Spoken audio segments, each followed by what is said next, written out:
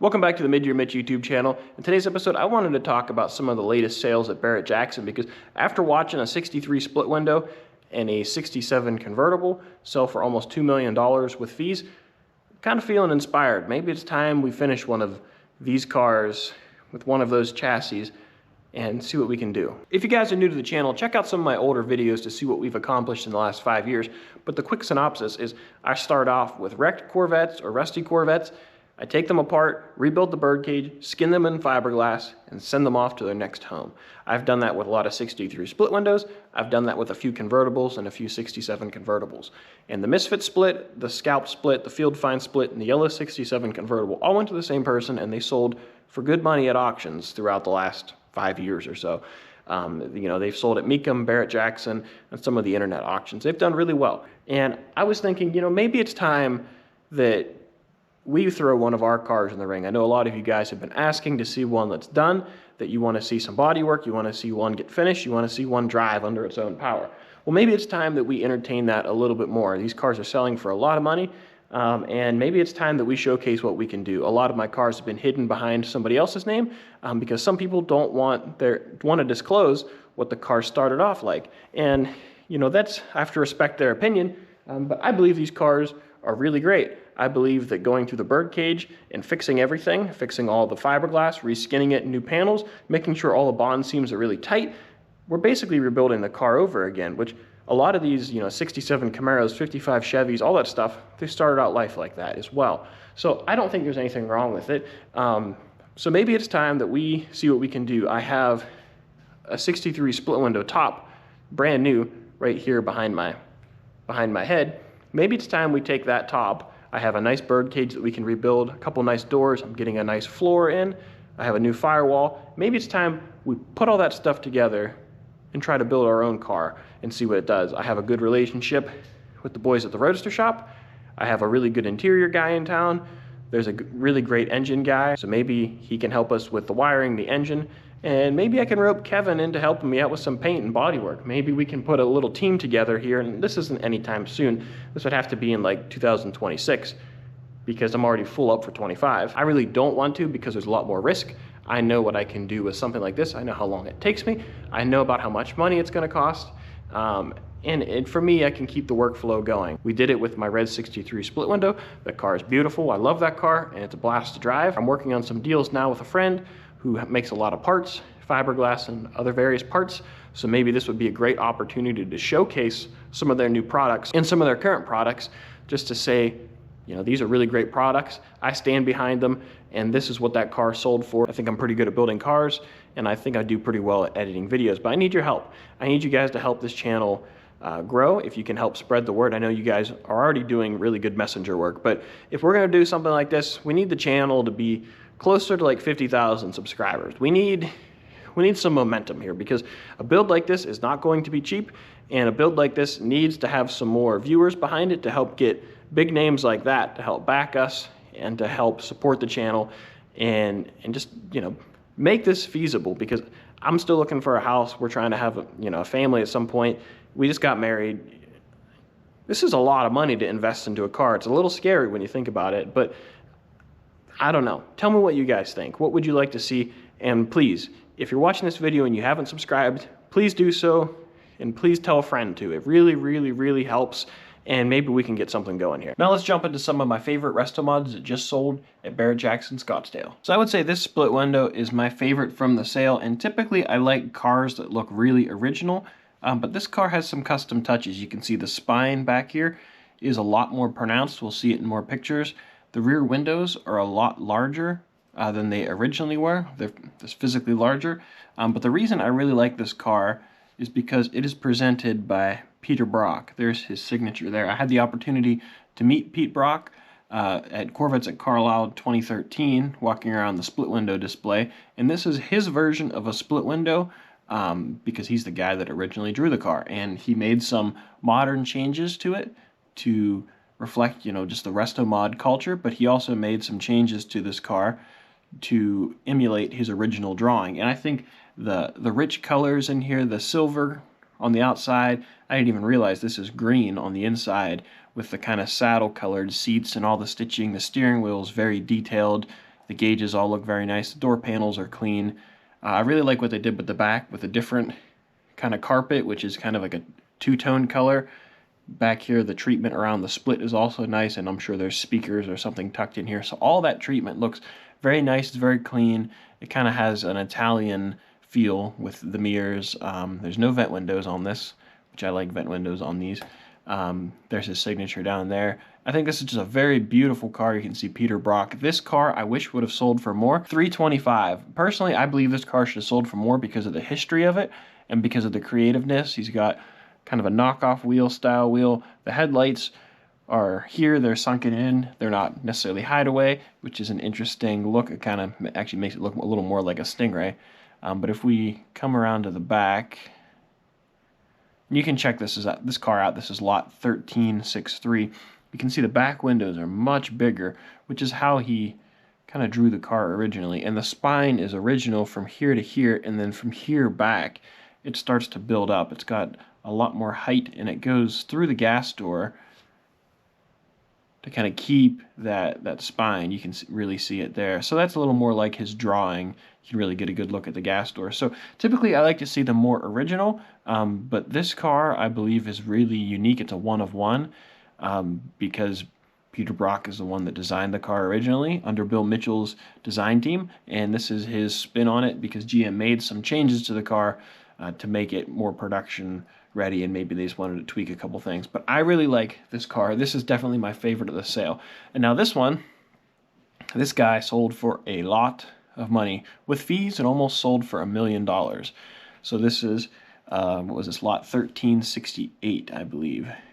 So this car is white. You know, white can be very understated.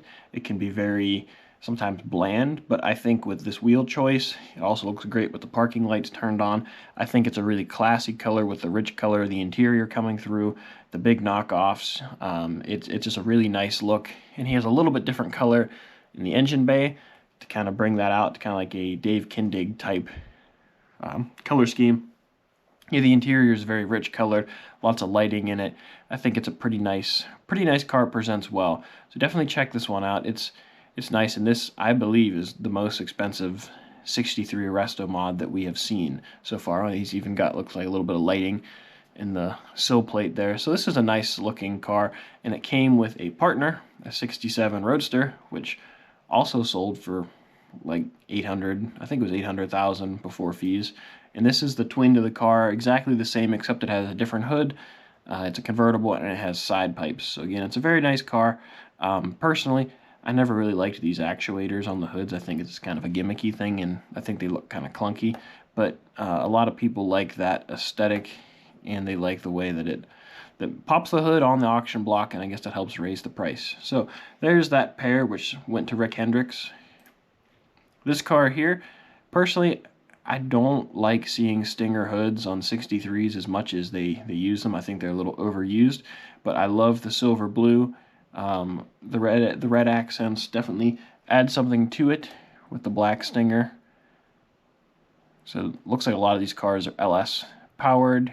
Interior looks pretty nice, pretty clean. I think you know, the engine bay's got a lot of billet, a little too much shiny stuff for my taste, but it still looks very nice, very presentable. And this thing I think sold for $375, so it sold for quite a bit. So it's a pretty clean Restomod. It's got a little more of an original style door panel here, just with some extra stitching this way instead of the pleats that would have been this way, and custom armrest. So it's a pretty nice car. It looks like it's got the C8 emblem here. They use a lot of different Corvette emblems throughout. I think it's more of a C7. I don't know if that's a C7 or C8, but this must be where speakers are hiding behind in this one as well. But it's a pretty clean build. Personally, still my favorite is the Pete Brock. I do like this treatment here. It's kind of like a nomad type style, so that's pretty nice. And then I really like this 61. You guys know I have a 60 that I want to do in a similar style.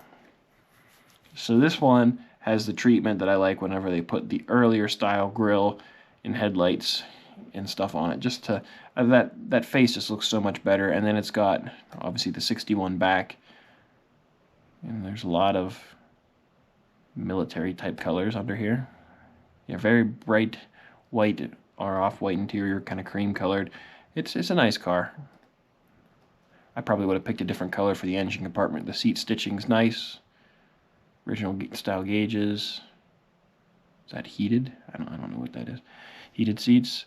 Nice trunk. Yeah, just a nice presentation exhaust coming out the bottom there. So this is a nice car. This also sold for a lot of money. So that's awesome to see that stuff like this is very detailed out. Nice aftermarket chassis, probably Art Morrison. So those are some of my favorite builds. This article captured most of them, but it didn't capture all the ones that I wanted to see. I absolutely love this Nova here. This car is beautiful. This is a Corvette video, but check this Nova out. I really like this generation, and it's got a Roadster shop chassis. This is a really clean build. But here's that 61. Here's a 58, which is kind of an interesting coppery type color. And here's a C3. I did promise I'd pull up a C3. And we are working on a 68, so it's interesting to see what this one did. This is an LT4. Looks like a fairly stock type of interior in it, just with some different seats and steering wheel. So this one's more of a, I don't want to call it low key, but it's not as high end. I mean, the paint and bodywork, the finish looks really nice, but it's kind of kept more of a stock low profile look to it. I'm not sure what chassis they used. Oh, they used a Roadster shop Fast Track, I believe. So this is a pretty nice car as well. Detailed out well. Yeah, so there's a lot of good options that sold here at Barrett-Jackson. So those are some of my favorites. This car is a stunning combination. Personally, I would have liked if they blacked that out, but I like the white with a little bit of red, black hardtop. That is a classic car. This car I wouldn't have gone green on the wheels. That was just me. But this car is sharp. Looks a little aggressive with those headlights, exhaust out the middle like the other one, LT4. I like that steering wheel. Some cars I feel like they really let you down in the steering wheel department, but this one's really nice. I like the brush touch, the original style like C1 cross flags. I like that flat bottom, really nice stitching. That's a nice wheel. This is a nice car. This car looks very aggressive. It's also, I think it's a manual. I can't remember. This car is pretty aggressive. I like it. The stitching and the seats, really nice. This car's got some attitude. I like it. What lot's this one? Can we find that? What does it say? 1341. Check out lot 1341. That car, that's stunning. I like that look. That car's got some attitude to it. 390. I made some good money on that one. This one, it's kind of like a Mossport green color, but it looks a little more green. And like I said, for me, the wheels just bring too much green. I would have gone with just like an as-cast look. This is a nice looking Camaro. And there's that split window. And then the first ZR1 brought 3.7 million. Absolutely crazy. Rick Hendrick spent a lot of money that weekend. So those are some of my favorite cars. So that's my opinion on some of these Restomods. Let me know what you think in the comments, and let me know if you want to see me attempt a Restomod build as well. Again, it's not going to be anything soon. It's something I'm just throwing around in my head, seeing what sticks. But I have a lot of ideas that I would like to see come together, because I think building a custom car in general is a good opportunity to show your personality and to show what you can do and show your skills. And I've watched plenty of people build them over the years. I've taken a lot of notes, and I feel like I can be very detail oriented. I just like to rough projects in, but maybe it's time that we try it for ourselves. So let me know what you think. What was your favorite car that sold? There's a lot of original cars that sold as well. There are a lot of 67. I think there was an L88 car that went through. There were quite a few 63s. There are some big brake cars, some fuelie cars. I think there were one or two Z06s that came through. There were a lot of really cool cars that came through there in the Mecum Auto Auction the weekend before as well. So there are a lot of really expensive cars have sold, but you can see right away why split windows are some of the most coveted cars. And I have one more to build, so maybe instead of passing it on to someone else to finish, maybe we give it a try ourselves. I don't know.